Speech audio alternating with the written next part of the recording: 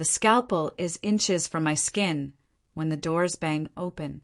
My dad doesn't need her kidney, my 9-year-old shouts, clutching a cracked phone. Grandma, don't do it. I know the truth. Before we continue, please subscribe to the channel and write in the comments about which country you're watching this video from. Enjoy the story. Everything stops. The monitor speeds up. Beep, beep, beep. The nurse freezes with the syringe. Dr. Evans raises a hand. Hold. Do not proceed.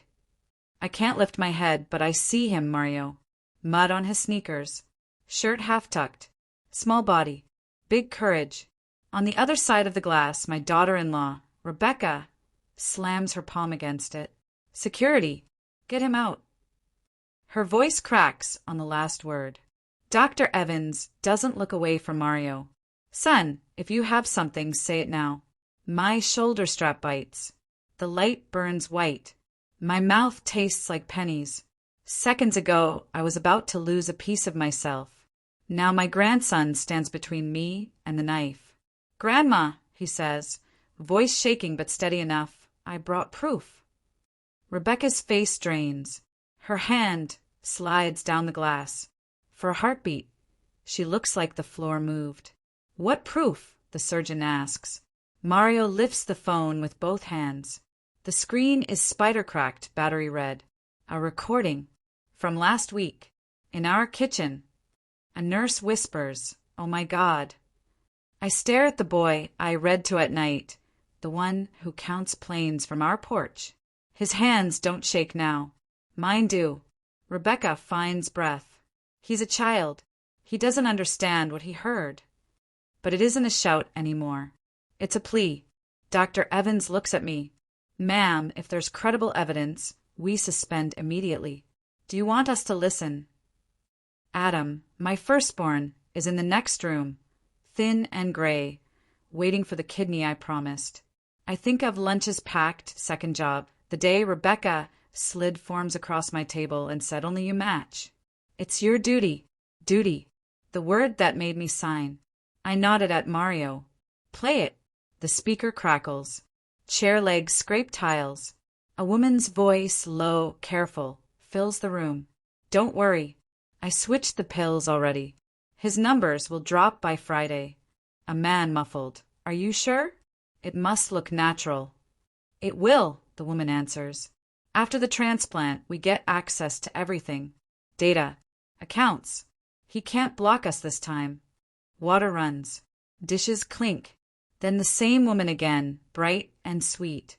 Adam, take your medicine. I'll bring your plate. Silence. Only the monitor keeps time. Beep, beep, beep. Dr. Evans' jaw tightens. Anesthesia, stand down.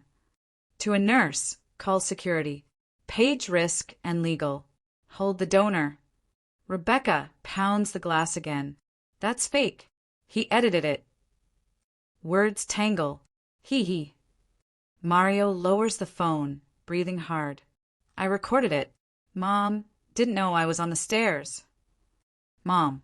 The word lands like metal on tile. Cold spreads through me that isn't from the room. It's from the truth I pushed aside each time Rebecca washed only Adam's dishes. Each time she took late calls behind a closed door. Each time her parents sat at my table and told me what a mother owes. Dr. Evans steps to my side. His voice is even. Where did this happen, son? Who's speaking? In our kitchen, Mario says. My mom, and a man from her work. He comes when Dad's asleep. The surgeon nods once. No one leaves. He looks back at me. We will verify this. The room shifts into quiet motion. Instruments settle. The syringe slips back into its case. Someone kills the overhead lamp. The glare softens. I stare at the ceiling and think of last night. The hall light. A door cracked open. Rebecca's voice low. After the transplant, we get access to everything. Not cure. Not hope. Access. My chest hurts in a new way. Not from fear of the cut. From fear of the lie. Rebecca's knuckles go white on the glass. He misheard, she says, almost a whisper now. He's a child. Mario doesn't move. He lifts the phone again. There's another clip. Dr. Evans nods. Play it. The screen brightens. Mario's thumb hovers. For a second, he looks 9 again. Small, brave, alone with a heavy thing. Then he taps. A door clicks shut on the recording. Footsteps.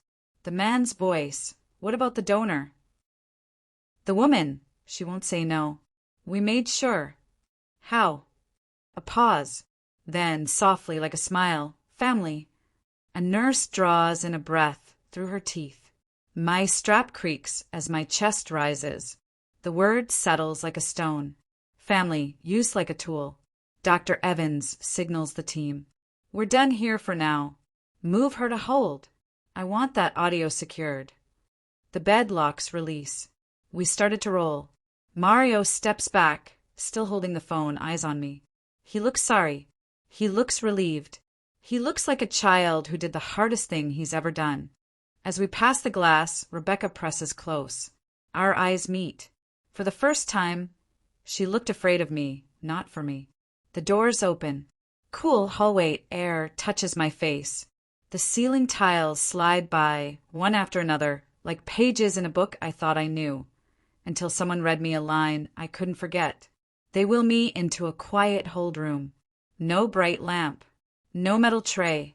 Just the hiss of the vent and the rhythm of the monitor at my side. Dr. Evans stands at the foot of my bed. A hospital security officer joins him. A woman in a navy blazer steps in and shows a badge. Risk and legal. I'm Ms. Patel, she says. We need to secure the phone and verify the recording. Mario inches closer to me, but doesn't let go of the cracked phone. I'll give it, he says, but please don't let anyone delete it. Ms. Patel nods. Chain of custody. We'll document everything. May I? He looks at me. I nodded. He places the phone in her palm like it's glass. Through the window, I see Rebecca at the nurse's station, talking fast, hands flying. Her parents hover behind her, stiff and angry. When she notices the phone changing hands, her face tightens. Dr. Evans keeps his voice calm. We're pausing the transplant. We'll repeat Adam's labs. We'll review this audio. If we find cause, we'll contact law enforcement. My breath catches on that last word. Law enforcement. I think of Adam in the next room. Is he safe? I ask. We're with him, the nurse says, and she means it. He's stable. Ms. Patel plugs the phone into a portable battery. The screen lights. There's a second file, she says quietly. Timestamp Friday. 8:47 p.m. Mario's eyes flick to me. That's when she told me to go to my room. Play it, Dr. Evans says. Footsteps. A door. Low voices again. The man, he changed his passwords. The woman. After the surgery, he'll be sedated. I can get in with his face. 2 minutes, and it's done. A chair scrapes. A smile in the voice. Friday is our window. Ms. Patel stops the clip. No one speaks for a beat. Sedation, Dr. Evans repeats, more to himself than to us. He turns to the nurse. Tell the team. Hold all non-urgent meds. We re-verify everything. Order talks and a med reconciliation. Grab the home pill bottles, if possible. The door swings open. Rebecca's voice hits the room first. You can't interrogate a child. She steps in, chin high, eyes hard. That audio is fake. He splices videos for fun. Ask his teacher. He watches those edit tutorials. Security plants a hand, gentle but firm. Ma'am, please wait outside. She ignores him and points at Mario. Give me the phone. Mario doesn't move. He is small, but he stands like a wall. Rebecca's parents fill the doorway. Her father sets his jaw. This is slander. We'll sue. Ms. Patel's tone doesn't budge. We are protecting a patient and a donor. You'll have a chance to respond. For now, you need to wait. Rebecca looks at me. Mom, she says, soft, almost sweet. Please, don't let them twist this. Adam needs you. The word mom scrapes something raw inside me. For a second, I see the sweet way she ladled soup into Adam's bowl. The careful hands, the careful smile. Then I hear the recording again in my head. After the transplant, we get access to everything. I swallow. I want the truth, I say. Rebecca's mouth tightens. The door opens behind her. Brandon steps in. My younger son, still in his work shirt, sleeves dusty, a wrench clipped to his belt. He scans the room once, lands on Mario, then on me. Mom, he says steady. I came as soon as I heard. Rebecca turns. You don't get a say in this. Brandon doesn't look at her. He slides his phone to Ms. Patel. I found this on our outdoor camera last week. Motion alert at 11:12 p.m. He taps. A grainy clip fills the screen. Rebecca at our back door with a man I don't know. He wears a baseball cap and keeps his head down. Boxes in his hands. Brandon's voice stays level. These aren't meds from Adam's doctor. Different pharmacy. Different labels. Rebecca lets out a short, breathy laugh. That's a delivery guy. And those were vitamins. This is ridiculous. Ms. Patel zooms on a frame. The camera catches a corner of a label as the box tilts. It isn't clear enough to read, but it isn't the pharmacy we use. She makes a note. We'll confirm with the pharmacy. Dr. Evans looks at me. Ma'am, did you notice any change in your son's symptoms after meals or pills? I squeeze the sheet. The past rushes in. Flashback. 3 days ago. My kitchen. Adam lifts a glass with 2 hands because he's that weak. Rebecca sets a plate in front of him and keeps the bottle of pills by her side of the table. When I reach it, she smiles. Don't worry, I've got the schedule. She clears his plate herself, rinses it alone, wipes the sink twice. Another night. I sit in the dark hallway. Sleep lost somewhere between the ticking clock and the hum of the fridge. From their room, I hear Rebecca's voice, bright and careful. Take these now. Doctor's orders. Then, quieter to someone on the phone, it will look natural. Stop worrying. Back to now. I nod once, slowly. After meals, I say. He always felt worse after meals. Rebecca rolls her eyes. He's sick. That's how sickness works. The nurse returns with a small plastic tray. We got Adam's home meds from his bag, she says. Labels don't match our med list. We'll verify. Could be a simple fill error. Dr. Evans meets Ms. Patel's eyes. Run it. Rebecca's control slips. You people are unbelievable. You're going to let a child and a camera clip delay a life-saving surgery? When could my husband die? Her voice rises, phrase. You will kill him with your paranoia. The security officer steps closer. Ma'am. Brandon finally looks at her. Where were you Friday at 8:47 p.m.? Home, she says too fast. With Adam. Mario lifts his chin. You told me to go to my room. Rebecca breathes through her nose. Because you have school. The monitor beside me chirps. Not an alarm, just a reminder that time keeps moving while we argue. Each beep lands like a tap on my ribs. Dr. Evans softens his tone to Mario. Son, how did you record this? Mario's cheeks are colored. I was on the stairs. I heard them. I pressed the red button. I was scared. I didn't know what to do. So, I kept the phone under the railing. You did the right thing, Ms. Patel says. We'll back this up now. She connects the phone to a small tablet. Fingers quick and careful. The screen flashes.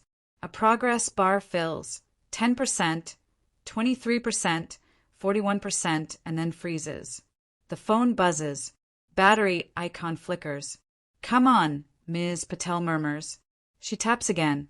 The transfer jumps to 62%, 79%, and sticks. In the hall, a new voice cuts through the noise.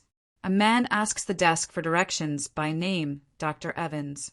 He stepped into view, visitor badge clipped to his jacket, and a baseball cap in his hand. I know that posture. The camera clip. The boxes at our back door. Mario sees him first. His fingers clamp on the bedrail. That's him, he whispers. That's the man. Ms. Patel looks up. Dr. Evans turns. Security has been strengthened. The progress bar on the tablet sits at 79%, not moving. The man smiles, easy and practiced. Doctor? I'm from Systems. We had a ticket on the medication cabinets. Every muscle in my body goes tight. And for a breath, the whole room hangs between two choices. Hit stop and protect the proof, or hit save and draw him closer. He steps into the doorway like he belongs here. Ball cap in his fist. Clipboard under one arm. Easy smile. Doctor? I'm from Systems. Ticket on the medication cabinets. Security shifts his weight, blocking an inch of space. Dr. Evans doesn't blink. Ticket number? The man glances at his clipboard. AS 34917. Ms. Patel's thumbs move fast on her phone. I'm confirming with IT, she says, voice low. She keeps the transfer running on the tablet. 79%, 80%, 81%. Rebecca seizes the opening. Finally, she says too quickly. We've been waiting. She catches herself, softens. I mean, Adam needs his meds set right. The man's eyes flick to Rebecca. A flash of recognition. Tiny. Fast. Brandon sees it. I saw it. Dr. Evans keeps him talking. Which cabinet? Or bank 3, the man says smoothly. Firmware push. Won't take a minute. Ms. Patel's phone lights, a reply. She doesn't change expression. IT says no open ticket, she reports to Dr. Evans. No vendor scheduled. Access suspended after last quarter. The man's smile thins. We get called last minute. Then show ID, security says.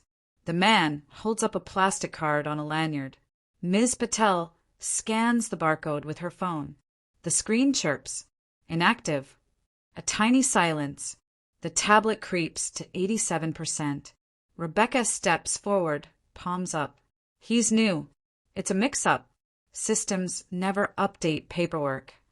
She aims to make Ms. Patel laugh. That sounds like tin. You know how hospitals are. Mario's fingers curl around the rail. He whispers without taking his eyes off the man. That's him. The man sees the tablet, the progress bar, the phone cable. His calm tilts. What's that? He says lightly. You can't have personal devices in clinical areas. Policy. He takes one step toward the table. Security fills the gap with his body. Sir, step back. Dr. Evans gestures to the nurse.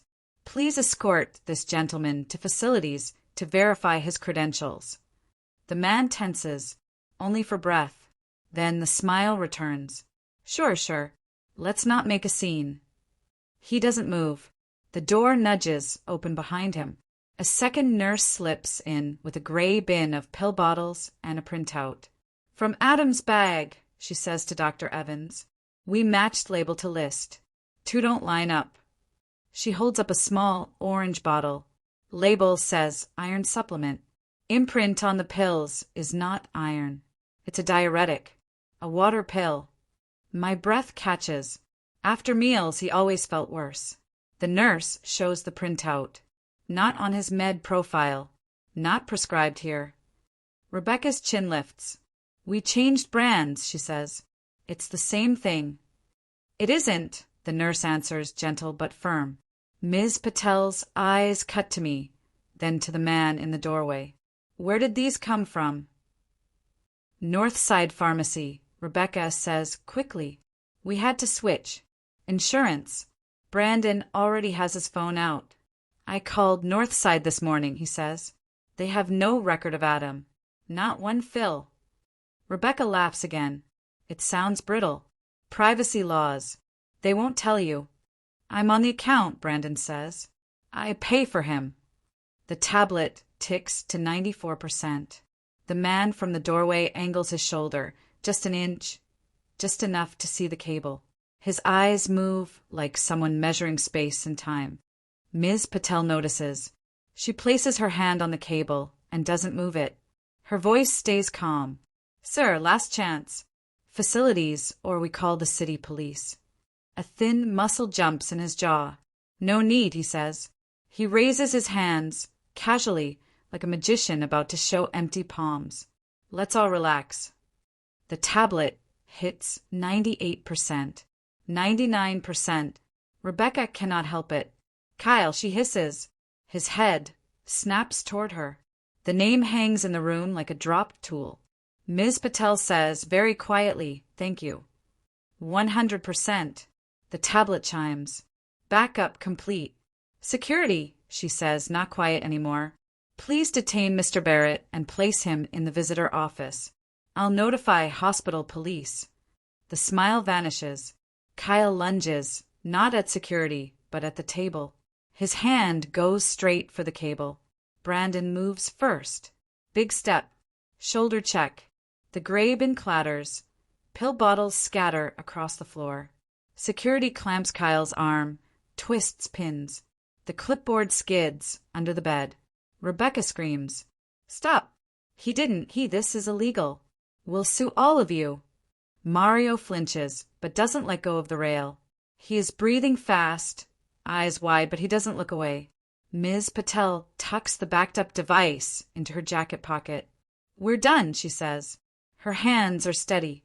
Her voice is not unkind. Sit down, ma'am. Rebecca doesn't sit. The second nurse kneels to gather bottles. One rolls under the chair. She reaches, catches it and pauses. This one's label is bubbled, she says. She peels at a corner with a gloved nail. A thin sticker lifts. Beneath it, another label. Different pharmacy. Different name. Dr. Evans' voice is even level. We are stopping all visitor access to Adam until we sort this. Nurse, keep the donor with us. Page the attending for Adam. Repeat labs. Stat talk screen. The overhead speaker pops. Rapid response to room 412. My blood is cold. That's him, I whisper. That's Adam. Dr. Evans is already moving. I'm going. Rebecca surges toward the door. Security blocks her path with one palm. Ma'am. She fights tears, then turns them off like a switch. When she looks at me, her face is flat. If he dies because you delayed this, she says, voice low, that's on you. The words land heavy and wrong, like a lie that's practiced. Brandon puts a hand on my shoulder. I'll go with them, he says. Stay with Mom, Ms. Patel tells him. We have police on the way. Kyle twists once under security's grip, testing. He looks at Rebecca, and for the first time he looks afraid. Not jail, of something else. Loss, money, exposure. I don't know, but I see it. The door swings, and the room changes temperature. I see the hallway blur as people move. A crash cartwheels past. Footsteps fast. Voices tight. I stare at the ceiling tiles and count them. 1, 2, 3. My fingers dig into the sheet. Mario's hand finds my wrist and holds on. A minute later, maybe less. Evans is back in the doorway, breath controlled, eyes focused. He's conscious, he says first to me. We stabilized him. We're drawing labs now. I let a breath out that I didn't know I was holding. Ms. Patel nods once. Police are on site. We'll take statements. The nurse rises with the last bottle in her hand. The second hidden label is peeled halfway now, sticky edges curled. She holds it out so Ms. Patel can see the name that was underneath. Not Adam's. A woman's name. Rebecca's. The nurse swallows. Same pill type. Same lot. Mario's grip tightens. Brandon's jaw sets. I feel something settle inside me. Not peace. Not yet. A hard, clean line between before and after.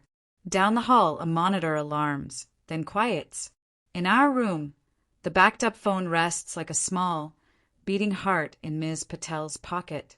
And we all know the same thing at the same time. The truth is alive now, and it is not going back in the dark. 2 city officers arrive with a hospital detective. Blue windbreakers. Calm voices. clipboards, and evidence bags. Security hands Kyle over. He tries the same easy smile. It slips when the cuffs click. Ms. Patel gives a quick, clean summary. Impersonation, suspicious meds, audio evidence, attempted interference with a device. The detective nods. We'll take statements and secure property. Rebecca folds her arms tight. You can't take our phones. That's illegal. Ms. Patel doesn't blink. We're not taking yours, ma'am. Yet. Dr. Evans steps back in, glancing at the monitor by my bed.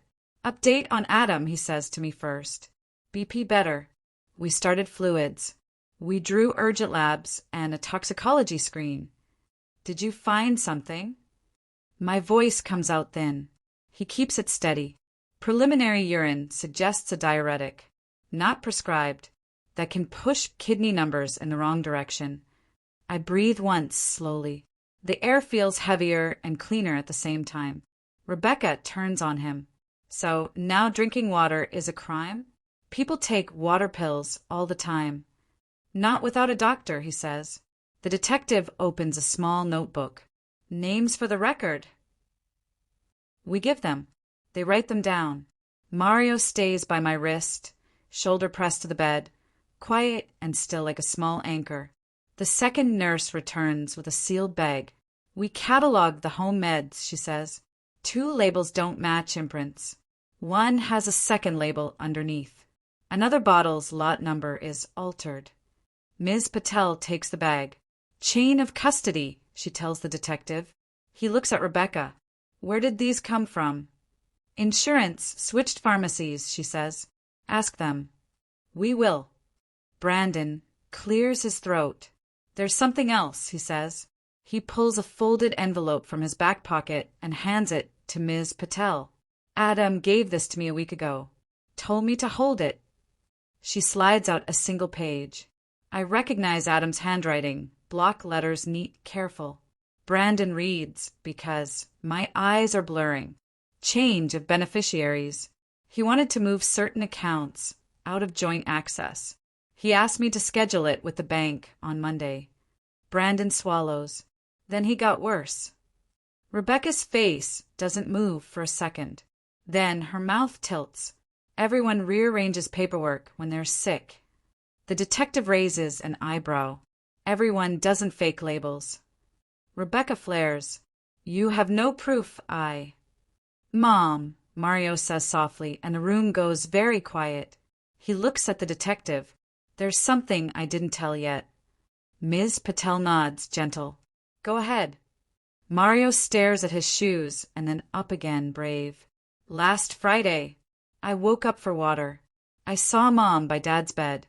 She held his phone to his face. Rebecca's head snaps. He was checking the time. Mario doesn't stop. She opened his bank app. I saw the colors. She tried twice. It didn't open. Then she told me to go back to my room. The detective makes a small note. Face unlock attempts leave logs, he says. We'll confirm with the bank. A hospital IT tech sticks his head in the door, a badge swinging from his lanyard. Dr. Evans? We pulled Wi-Fi logs near room 412. There were network calls to 2 banks around 8:50 p.m. from a device named Rebecca iPhone. Rebecca laughs. It sounds thin. Everyone's phone pings everything. Ads, apps, junk. Tech shrugs. We have MAC addresses. It's not ads. Ms. Patel meets the detective's eyes. We need a digital forensic hold. He nods. Already requested. Dr. Evans leans closer to me, voice low. If the diuretic is the driver, kidneys can rebound with fluids in time. If his numbers improve, we do not need to rush a transplant. The room dips. The bed feels different under me. So he might not need mine at all. It's possible, he says. We'll know more when the labs come back. Rebecca doesn't address that. She leans on the only thing she has left. You're wasting time. He needs surgery. He could die. Ms. Patel's look is level. Or someone wanted an urgent surgery because sedation creates an opportunity. The word hangs. Opportunity. Not cured. The detective turns to Rebecca. Where did you meet Mr. Barrett? Her face stays cool. Work vendor. He handles deliveries. Which company? Systems, she says, but it's not a name. It's a guess. Your phone will tell us, he says. So will his. Kyle, in the hall with security, yanks once at the cuffs. He catches Rebecca's eye. For the first time I saw something like fear in both. Not for Adam. For themselves. Dr. Evans' pager buzzes. He checks it, nods once. Adam's creatinine is down slightly with fluids. Still high, but moving. Thank God, I whisper. Rebecca grips the back of a chair until her knuckles pale. He still needs the transplant, she says, as if she can it into truth. Mario looks at me, then at Brandon, then at Rebecca. He takes a small breath, and when he speaks, his voice is careful. Dad told me something, too, when he was better last week. Rebecca's head turns sharp. Mario. He looks at the detective instead. Dad said he changed a password and Mom got mad. He said, if anything happens, go to Grandma. A sound leaves Rebecca, half laugh, half choke. He was confused. He's been confused for months. The IT tech's phone buzzes. He checks, then holds it up for Ms. Patel. Email hit, he says. Hospital system flagged a login to a medication database from an outside IP last Thursday night. Username are Collins. He glances at Rebecca. That your maiden name? She says nothing. Ms. Patel's tone stays even. We'll let law enforcement handle the digital side.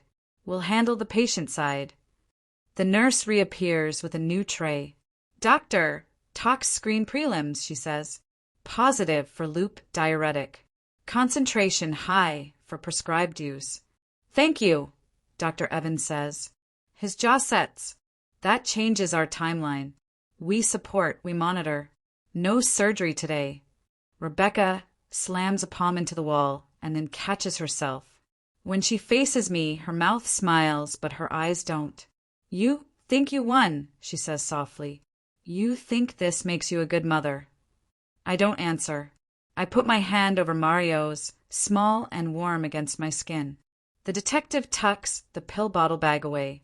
Ma'am, he says to Rebecca, you're not under arrest at this moment, but you are not leaving the building. An officer will remain with you.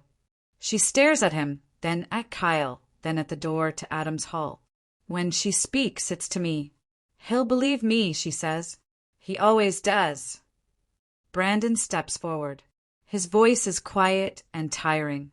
Not this time. The nurse's radio clicks. Doctor?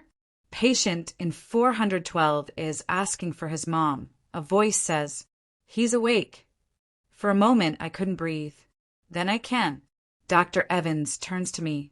If you're up to it, I'll take you to him for a minute. I nodded. My throat tightens. Please. Security opens the path. The bed unlocked. We roll. As we pass Rebecca, she keeps her eyes on the far wall, jaw tight. Ms. Patel follows with the backed-up phone in her pocket.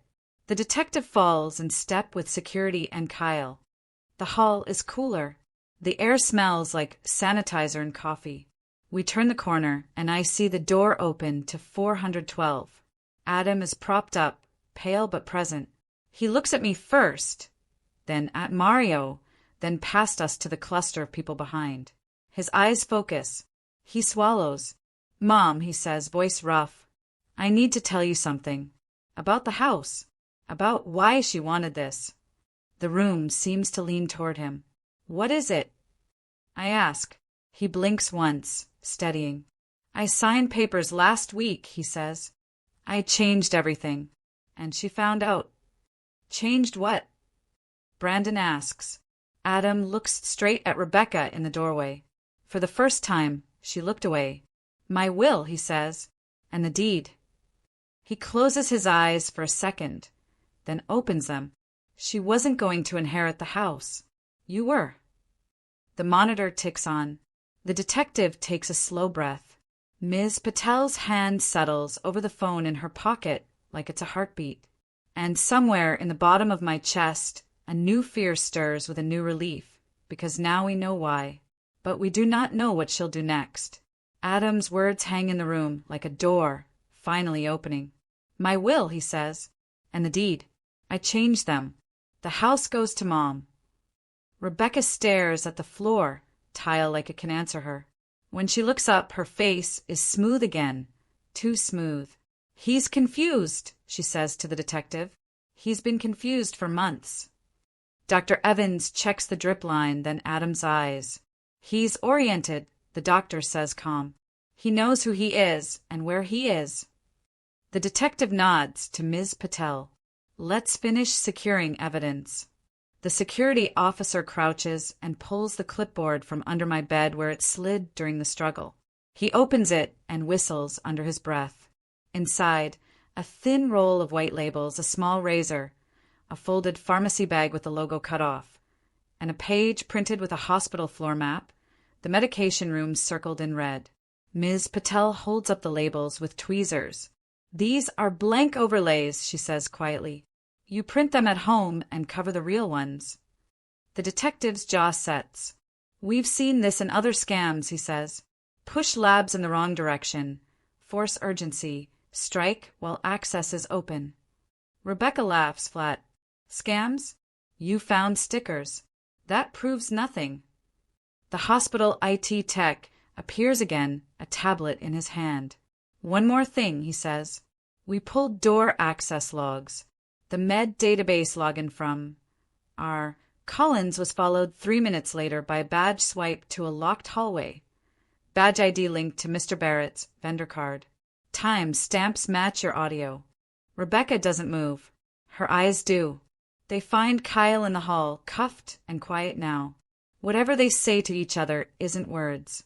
Adam licks his lips. His voice is stronger. There's more, he says to the detective. She asked me last week to sign power of attorney. She said it would be easier for the doctors. I told her no. Next day, my pills tasted different. Adam. Rebecca breathes, soft and warning at the same time. Stop. He doesn't. And I told Brandon about the will, Adam says. I told him if anything happens, go to Mom. That's why he had the paper. The detective's pen stops. He closes the notebook. Ma'am, he says to Rebecca, you're going to come with us to the family conference room. We'll talk there. I'm not leaving my husband, she says. Dr. Evans' voice stays even. You'll be nearby. For now, patient care comes first. Rebecca takes one step toward the bed. The officer steps between. She looks at me, then really looks, and there's no mask left. You think this saves him from me? She says. You think this makes you the hero. I don't answer. I keep my hand on Adam's. Warm. Alive. The officer guides Rebecca out. Kyle goes too, flanked by security and police. The door closes to the hall's light. For a quiet moment, there's just us, the nurse checking the line, Mario's small hand at my wrist, Brandon at the foot of the bed, Dr. Evans watching the monitor. Adam breathes out. I'm sorry, he says to me, for making you sign. I didn't see it. I didn't want to see it. I shake my head. You were sick, I say, and I almost gave them exactly what they wanted. He closes his eyes, then opens them. Mom, he says, no surgery. Not now. Promise me. I look at Dr. Evans. He nods once. Your kidneys are responding, he tells Adam. We treat. We observe. If this is drug-induced, we expect improvement. If anything changes, we'll reassess. I met Adam's eyes. I promise, I say. Ms. Patel taps the backed-up phone in her pocket. The audio is preserved, she says. We have logs, labels, door swipes, and a witness. Law enforcement will do the rest. For now, rest. Brandon clears his throat. I'm calling the bank, he says. We'll freeze access. And I'll call the county office about the deed. He squeezes Adam's ankle, a small brother thing I've seen since they were boys. We're locking this down. Lock down the house, too, Adam says. Change the front door code. And the Wi-Fi. Brandon nods. Already did. Mario leans toward his dad. "I'm sorry," he whispers. "I didn't know what to do." Adam holds out his hand, and Mario climbs onto the edge of the bed and takes it. "You did the bravest thing," Adam says. "You saved me." The nurse adjusts the bed a little higher. "Sip of water," she offers. Adam smiles, weak but real. "From your hand," he says, and everyone hears the choice in those words. She brings the cup. He drinks. No one else touches the bottle. The minutes slow. The color returns to Adam's face in tiny degrees. The monitor settles into a quieter rhythm. The worst of the storm has moved. Not gone, not finished, but moved. A hospital detective steps back in with a quiet knock. "Update," he says. "We interviewed Ms. Collins in the conference room. She asked for a lawyer." He waits for a beat. Mr. Barrett waived his rights and talked. He says they were in debt. He says she promised a cut if he helped during the transplant window. He admits the label swaps. He denies touching the meds himself. No one speaks. He also says, the detective adds, that there's a storage unit with a label printer and supplies. "We've got a judge signing a warrant now." Rebecca wanted a window. She built one. Dr. Evans looks at Adam. "We'll keep you under observation for the next 24 hours. If your numbers keep trending down, we'll transfer you out of acute care. We'll also consult nephrology and social work." He glances at me. "And I'll have a chaplain or counselor available if you want someone to sit." I nodded, grateful. "Thank you." He pauses at the door. "One more thing," he says to all of us. "Not as your doctor, just as someone who's been in a lot of rooms like this. This didn't happen because you trusted the wrong person. It happened because people abuse that trust. Don't carry their actions like they're yours." The door eases shut. We sit with the sound of air moving through a vent, the soft beep that means life is being measured, and, for once, measured in our favor. Hours pass. Labs trickle back. Better. Better again. At some point, I sleep sitting up, my hand still on Adam's. When I wake up, it's early morning. The city is a pale strip through the high window. Brandon has a sweater over me. Mario is curled in a chair, backpack under his head. Ms. Patel stops by with a small smile. "He's stable," she says. "Police will connect with you later today for formal statements. The DA's office is looped in. Hospital risk will follow up on process changes." She pats the pocket where the backed-up phone used to be. "Evidence is with the police now." "What happens to her?" I ask. "Charges," she says. "Likely several. The court decides the rest." I don't say her name. I don't have to. By afternoon, Adam's numbers drop again. Nephrology writes, "Iatrogenic cause, suspected improving." The transplant team signs off with relief. The word elective appears where urgently used to be. The cut that almost happened doesn't. They move Adam to a quieter floor the next day. His room is smaller, but the light is softer. He eats toast. He makes faces when the nurse jokes. He squeezes Mario's hand and says they'll count airplanes again when he's home. At discharge, there is a list, follow-ups, labs, a therapist card. There is also a form for a hospital lockout, no access without his approval. He signs it without looking at anyone else. We leave together, me, my sons, my grandson, through sliding doors that sigh like a long breath out. Epilogue, weeks later. The house is different. The squeak in Joe's wheelchair is oiled. Brandon fixed the kitchen light that always hummed. Adam comes by slow, steady, serious about his water and his walks. There's a padlock on the side gate. There are new labels on the pill bottles, big, black, printed by the pharmacy, checked twice. The tea tastes like tea. A letter arrives, a court hearing date.